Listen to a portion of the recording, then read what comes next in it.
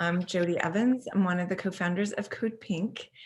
And I just appreciate everyone's interest and desires to divest themselves from the war economy and invest themselves in a future of peace. And we know to do that, we need to break some habits and develop some new ones. I'm very excited to have our guest today, Sharon Abreu, who is going to give us some tips on ways we can practice into connectivity. So you can always check out more at codepink.org/peace economy to find out our 21 ways to divest and all the inspiration that we have for those that are investing themselves in the peace economy. One thing that I've seen from everyone is, first of all, in the peace economy, the giving, sharing, caring, thriving, relational, regenerative economy, that once you start entering in those practices, you're so surprised that how generous the world is, how kind people are. And, I just think that's always there. It's just we get in these practices that alienate us and make us believe in scarcity, and we miss the signs and we miss the nourishment. So I'd like to introduce you to Sharon, who was singing harmony by the age of 3. When she was 6, she learned Pete Seeger's song, "If I Had a Hammer," and it sparked her passion for peace and social justice music of the 1960s. We also need to be making more of that music now. Sharon was studying singing in New York City when she joined the Hudson River Slope Clearwater Environmental Group and started learning about her drinking water. This led her to understand the relationship between politics, the environment, people's health, and inspired her to use her voice and songs to raise awareness. And at CODEPINK, music and songs and culture are core to how we get to peace. So welcome, Sharon. Thanks so much, Jody. It's a great pleasure to be with you here today. I am so stoked.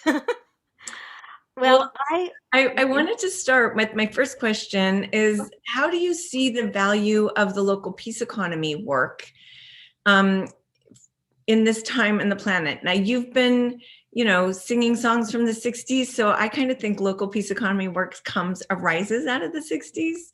It's the feminist, it's the, what we were trying to create when we were hippies. So, how do you see this work right now? Well, in our efforts to build local peace economies, it's extremely helpful to have ways that we know we can communicate with each other in a healthy way and resolve conflicts easily, and where everybody goes away feeling at the very least okay, if not really, really good. And so that's why I just feel so lucky to be exposed to the practice that I'm now certified to teach called the connection practice, which I learned locally on Whidbey Island, I live on Orcas Island in Washington State, and Whidbey Island is very close to us. And a friend of ours who I had worked with on Dennis Kucinich's presidential campaign back in 2004, said, could you come and provide music for this course that's happening at the Whidbey Institute? And it's a 4-day foundations course, and you can provide music and you can take the course as part of your remuneration. And I thought, well, this sounds great. It's a way to teach peace and speak peace. And so we did the music for the course, my partner and I, and we were so impressed with it that we got certified to teach it. We took the course in 2011 and we got certified in 2012, and it's called the Connection Practice. And so how do you see that relate to the local peace economy? Yes, connectivity is core to the local peace economy, and so is practice. So take us into, how that works. Well, just to give you a little bit of background on the connection practice, and I want to keep it tied to the local peace economy because it provides multiple opportunities for learning, for teaching from no matter where you are. It's ideal to be able to do things together in person when we can't, and we have to do things remotely. We have actually excellent opportunities for doing that as well. And it's amazing. I think we're all learning how much we can connect, when we have to, using the internet. So I'm just finding how well that can work. Even by phone, you can connect deeply with people. But keeping things local, I know where I live is very important. I live in a small community.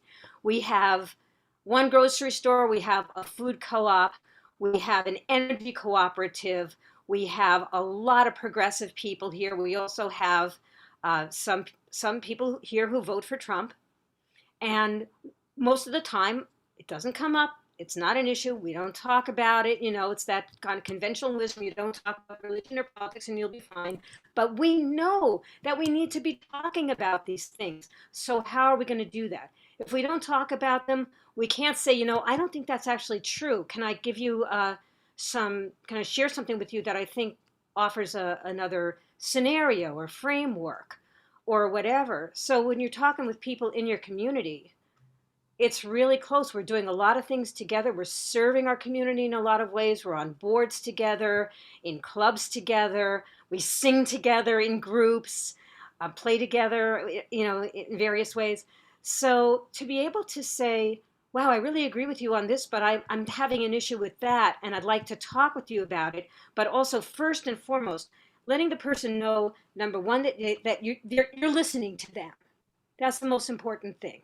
How many of the tragic things happening in our world are happening because people do not feel heard, they don't feel that they matter, they don't feel respected, and even if we vehemently disagree with something they're doing or something they support, we're all functioning from our emotions, you know, and I think it's so important to realize that our emotions just boom, they're just triggered right away. So how can we, I'm gonna get into this a little more, but just keeping it local for a second, how can we communicate productively and constructively and compassionately with people in our own communities, so that we can trust each other more, you know, when it does come to difficult things like politics, you know, when we really need to be calling each other on misinformation or misunderstandings. Well, take me through it. Like, should we have a place of disagreement between us that you can create connective tissue with? Would you like me to give you an example from my own experience? I can do that if you'd like. Please. Okay, so a few years ago, I was on an airplane. I was on a 3 hour flight from Orange County, California to DC, or actually to Denver. It was a connecting flight. And the young man sitting next to me, I guess he was probably in his early 30s. He I was in the window seat, he was in the aisle seat, and there was an empty seat in between us. You know, that used to happen occasionally, very occasionally. But anyway, so we got to talking, and it turns out he's a church musician. He plays in a band in his church. It very quickly becomes clear that he is a Christian, fundamentalist Christian, very right wing, and he's got a lot of anger. He is so angry, not at me, but there's so much anger when he starts to talk to me that there are times he's actually leaning across that middle seat and he's right in my face.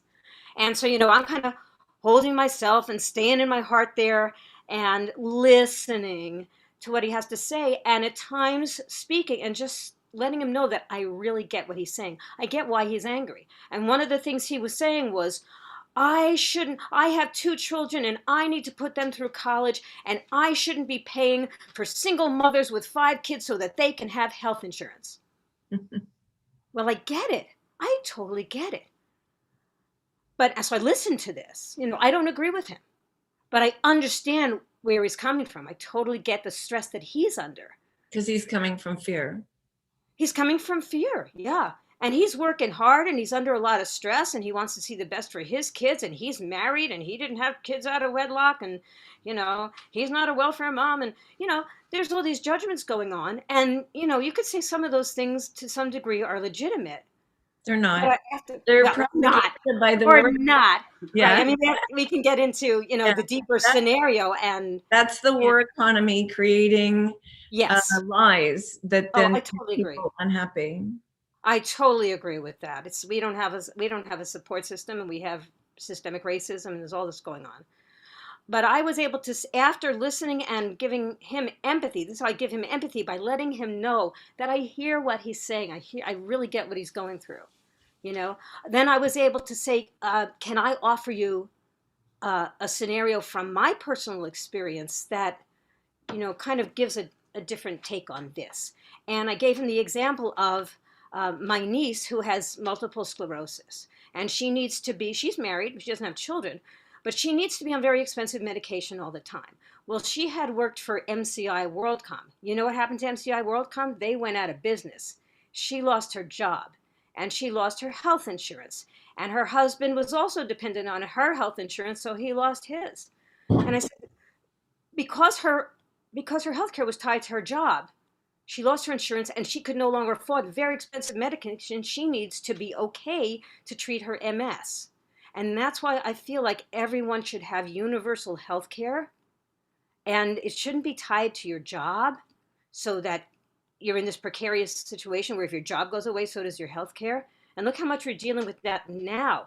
And look how many people are under so much stress now because of this. So that's just one example. But, I could have, if I had been, I felt actually a little bit threatened in this situation. I really didn't feel like he was going to hit me or anything, but the energy he was coming at me with was really scary. So, to be able to go into my heart and do the connection practice, which is two pieces, two great techniques that work really well to support each other. If I wasn't able to do that, I might have gotten triggered in a way that said, flight attendant, get me another seat, or why don't you shut up, you're a horrible person, or whatever it is, you're wrong and you're bad, whatever the things that we get triggered. You could have said something like that's racist, and then trigger him even more. Yeah, and I know people that do that, and it's really damaging because you're never going to connect with somebody when you do that, even if you're right, So that's the thing. Do we want to be right or do we want to connect with other people? It's not easy. It's a practice. And that's why we say, learn the connection practice, go out there and practice it. And tell me, we don't know what we're practicing. What did you do inside of yourself in that moment? Okay. Well, one thing is to pause. The pause is very, very essential. And you learn this in nonviolent communication, which is one piece of this. The connection practice takes the basics of nonviolent communication, which was developed by Marshall Rosenberg, and it takes the basics of the technique of heart-brain coherence developed by the Institute of Heart Math in California. And using these two practices to support each other is so powerful because you can use one without the other, but when you put them together, wow, it is more transformative than you could possibly imagine if you haven't experienced it. But that pause is so important. It's like, whoa, okay, I'm having my amygdala in my brain, which is trying always to protect me. It holds all the memories of every bad thing that's ever happened to me in my life. And when something happens that is triggering or scary to me, the amygdala goes, wait, danger, danger, warning, like the robot in Lost in Space.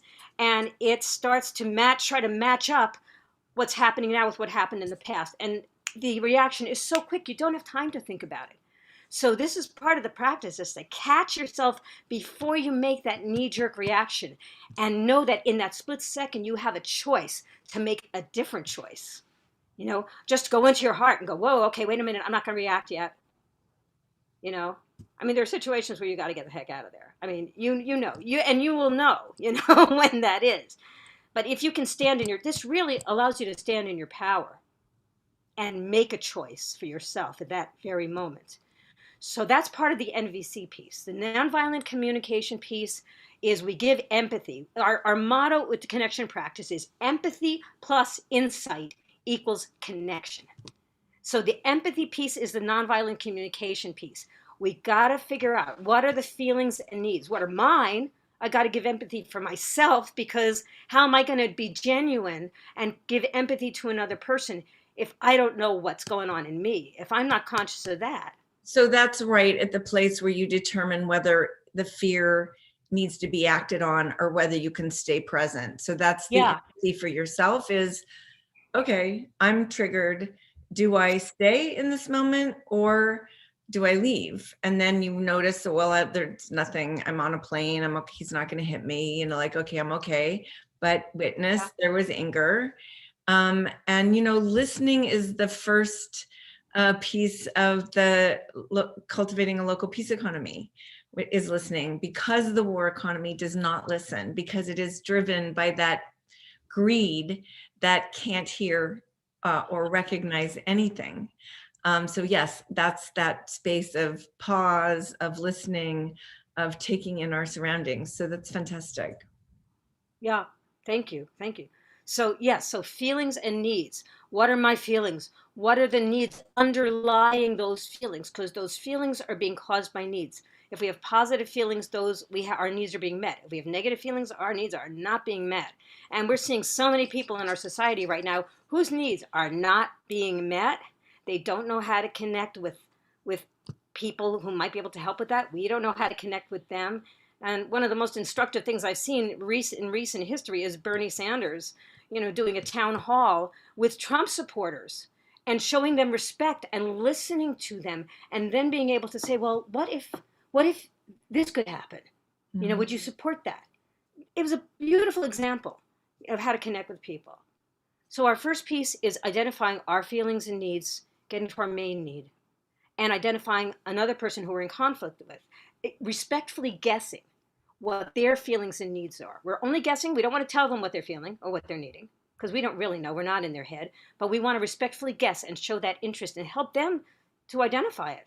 And then if we can get to their main need, that's wonderful, because then we can work with that. So that's the feelings and needs piece. That's the nonviolent communication piece.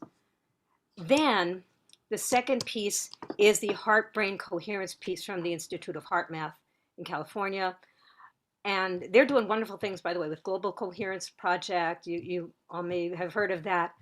But the thing is that when you go into your own heart, what are you doing?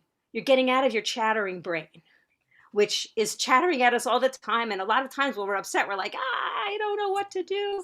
And that's what we call being in a state of incoherence.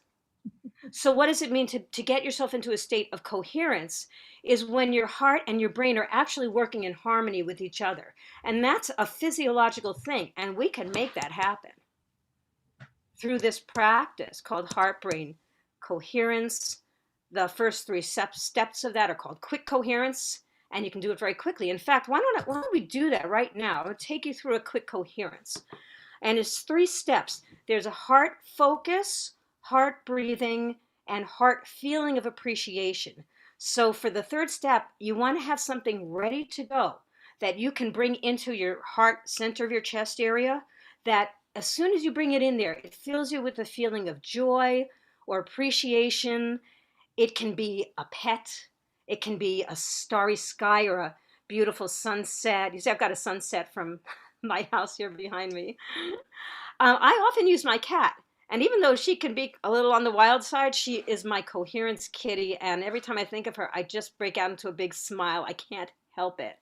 So it can be another person. Sometimes you want to be a little careful with that, because if it's a person that you might have something triggering with you right now, you might want to choose someone else, or grandchild or whatever is usually So works what really it well. sounds like when I hear you talking about it is that something that triggers love inside of you, like right away. Something that triggers love inside of you. Yeah, absolutely. So I'm going to lead you to heart focus, heart breathing.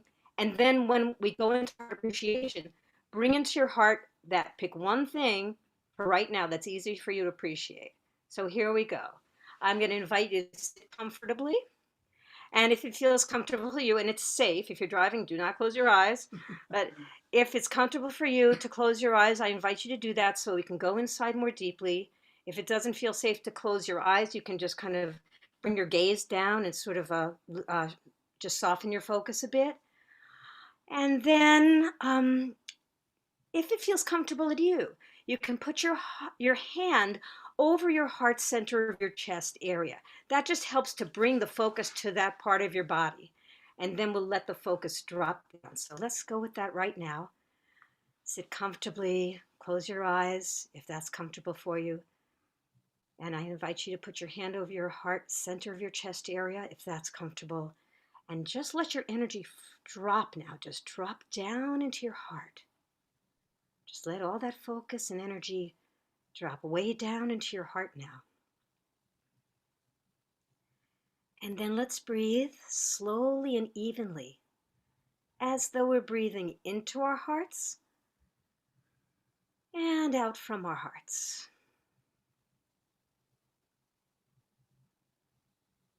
The slow, even breaths.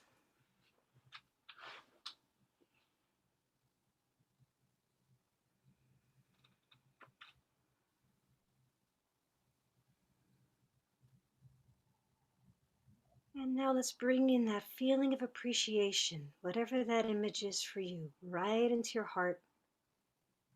Let that fill you with joy, appreciation, love. And just stay with that for a minute.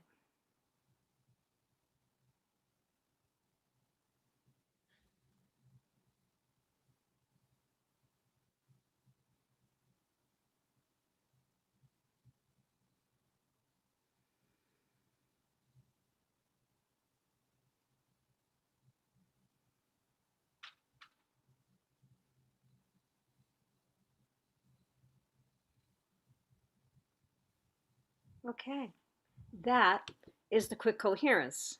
And believe it or not, I actually have a little song about it. It goes, heart focus, heart breathing, heart feeling of appreciation, heart focus, heart breathing, heart feeling of appreciation. That's the quick coherence, helps your heart and mind align. Now, what's awesome about this, Sharon, is just how simple it is. Yeah. So here, when I was in it, it's just that reminder of the work we do with the local peace economy is that the war economy's constant effort is to keep us ungrounded and incoherent. Exactly what you said. Its goal is to keep us incoherent. And, some of the things you were talking about earlier, it's literally the culture it has created that we all suck at the tit of and think it's life, instead of having those moments where literally what I felt is you just connected us to life. And when we are connected to life, we can make good choices. And even when we're at that place, we can learn, because whatever happens, we can reflect and learn and iterate in ourselves or in whatever we're doing in the world. And I think we don't have enough opportunity to make the choices from that place. Too often they're set up to keep my job, to, if you talk about the insurance. So if your health insurance depends on you having a job, are you going to be able to be in coherence at your job? You're going to be in manipulation. You're going to be in incoherence, in anxiety. I mean, first of all, that will just create a constant condition of anxiety, which is what we say the war economy does. It creates lots of conditions for anxiety, and anxiety itself creates inflammation in the body that takes life, affects your life. So that's just a beautiful offering for so many things. And it's so simple. It's so, that's the other thing, is the war economy commodifies everything. And that so much we learn in doing the local peace economy is there's so much that can enrich our lives and even take them out of that place of fear and anger. That is exactly, I'm just curious, did you give the guy that practice when you were on the plane? No, I didn't. But you know something? Sometimes it's better to not tell people that, and it's not like you're using the practice on them, which people, I've heard that people have done that with NVC. And that's why I think that the coherence is so important, in that it really gets you into a place where you are calm and centered and authentic. And it actually, you can use the NVC first and then the coherence, or vice versa. Like in that situation, it was important for me to just go right into my heart and breathe. Yeah. Let's talk about nonviolent communication being used against people. I think because we're acculturated with these patterns of the war economy, that underneath it is the oppressive, destructive, extractive economy, that those habits can come out even with these tools. And so I appreciate that, where it's like, oh, I have a tool and I can bludgeon you with it. And that's, knowing what nonviolent communication is. And so I'm going to bludgeon you with that tool. And that's a beautiful thing to arise, that it's not about the tool.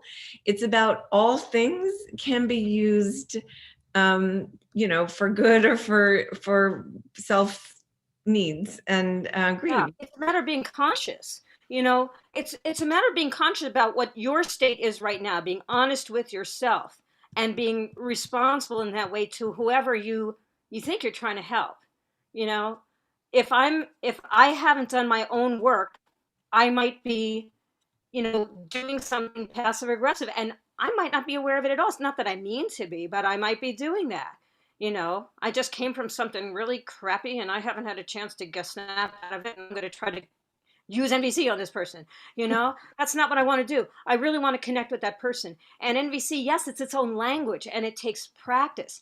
And then when you're more skilled with it, you can go to street giraffe. And what that means is you can use more normal language with people, because it can be weird. Like when we first started our course, and we did this with graduate students at the United Nations University for Peace in Costa Rica. From these kids were from all over the world, and they're very astute, and they're like, "This is really weird." Like it was a 5-day course. It was a 5-day intensive thing. We were working with them, and they're like, "This is really weird. This language is just really weird."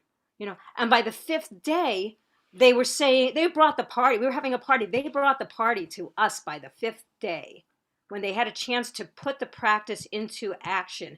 And we were teaching this to them at the end of their school year, and they're like, we should have had this at the beginning of the school year, because it would have helped us with our schoolwork. It would have helped us communicate with our fellow students.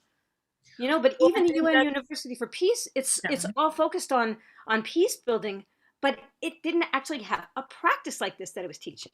Right. And I think a lot what we're doing is playing at the edges of the trees limbs instead of really getting to the roots. And one of the things that we really want to be doing with the local peace economy is getting to the roots. And I think you just brought up another really important thing to remember, which is as soon as we start to break old habits and start new ones, it's super clumsy and feels really wrong. And, so how do we, know which, I always say it's like we feel upside down and we don't know which way's up. And so it's hard to know which to pick, like the old way or the new way, and to remember what the commitment was to for the new way, so that you can take yourself through that space of discomfort. I always say it's the birth canal of a new way. Yeah. And birthing is messy. And so that was, of course, when you start to take on new things, it's all a new language, because the body, the psyche, the heart, all of us, our histories are in another pattern, and these habits, these new habits are so important, and being able to offer practices that are not only simple, like what you just taught us, but I think, if someone works in the practice, don't they learn much more that helps it have a deeper, Oh yes. Oh more. yes. And yes, and I encourage people to get in touch with me. I would love to do coachings. I offer a 5.5-hour intensive in the connection practice. I would love to share with people what more is involved with the connection practice and how it can be applied in our personal and professional lives. There's a mediation piece which I was able to use in practice and actually help a situation I was having with my own father, who I had a lot of conflicts with. But we say it's about connection, not perfection, right? So it's a practice. It requires practice. It's And I'm life. very happy to help with that. Life is a practice. So tell me about your life. How are there tangible ways that your life has changed since you started the connection practice? Oh, yeah. And, my relationships with people are so much better. I can talk with people that I disagree with in ways that I couldn't before. And it's not easy. I'm still practicing the practice. Sometimes I have to go away and process. I have my connection practice worksheet and I got to write it all out. And then I do my practice. Go through the feelings and needs, mine, the other person's. I go through the quick coherence. And then there's a fourth step. in that heart brain coherence practice, which is heart brain insight. After I get myself into that coherent state, I go and ask myself in my heart, center of my chest area, what do I need to know about this? And then I just wait for an answer, because the answer is not always boom right there. I can, most of the time, I can listen right there and take it in. I may not want to respond right away, but sometimes I just, sometimes I fall off the wagon and I go, blah, blah, blah, and then I can come back later and say, you know what? It's okay to apologize.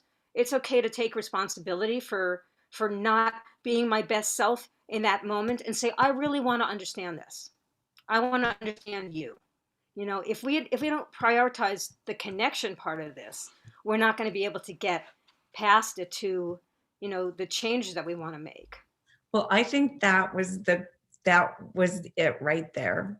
I mean, you're talking about things like taking time to connect. And if we're not connecting, I mean, it's the core of the local peace economy work. If we look out and we say that the war economy has destroyed the planet and it's created this great inequality, and so we have to be ready that if we can develop connective tissue in our communities, that is what will get us through whatever's going to be thrown at us. Right now it's a pandemic, but we don't know what the next thing is. The the structures have failed. The things that should have been there for us, like universal health care, like not privatizing water, like not having greed be what everyone celebrated for, instead having caring. COVID has pulled us back and let us reflect on what it is that creates the connectivity we want, what is essential to life. And it's not the war economy. It is not essential to life at all. It is actually destroying all of life. And this practice, which is like what we want to be able to offer people, is so valuable, because connectivity is how we make that fabric. We weave back the fabric of society, which has been ripped to shreds by the war economy. So Sharon, thank you for your commitment and for teaching us a little today. And how does everyone reach you? Well, I can be reached by email at Charmuse, SHARM like Mary, U, S like Sam, E, at gmail.com. Or also, what's my official one? Connection Practice Coach. Right? That's Connection Practice Coach at gmail.com. That's my official email address, but you can get me at either one. And you can check out the Connection Practice online at connectionpractice.org. My website is connectionpracticecoach.com. And I would love to share this and get more deeply into it with a lot of people. We say, learn peace, speak peace, teach peace by our own actions and words. So did you want to sing us out? Like, is there a song? Oh, yeah, thank you for asking that. Well, Rita Marie Johnson, who I was going to talk about, she's the woman who actually put this practice together, having studied both of the essential pieces of it that complement each other so well. Rita Marie Johnson wrote a book, which I also highly recommend, called Completely Connected. And I wrote a song for the book launch we did back in 2015. So it goes, when we're completely connected, we're in tune with the song the world around is singing, and we feel that we belong. When we're completely connected, our hearts and minds align, and the world and the words we say pave the way for trust and peace of mind. Pass it on, pass it on. Learn the art of connection. Pass it on. A simple practice, it's true, becomes a part of you. So enjoy the new view and pass it on. And it goes on like that. That's fantastic. What a perfect way to end. Thank you so much, Sharon. That I felt. That was everything that you said in the music I felt. Thank you so much. Thank you. I just love CODEPINK. I've been active with CODEPINK for many years, and I really deeply appreciate this opportunity that you've given me to share the connection practice with more people. Thank you. Onward to peace, everyone. Thanks Onward for to joining peace. us. See you Onward next to time. peace. Yeah.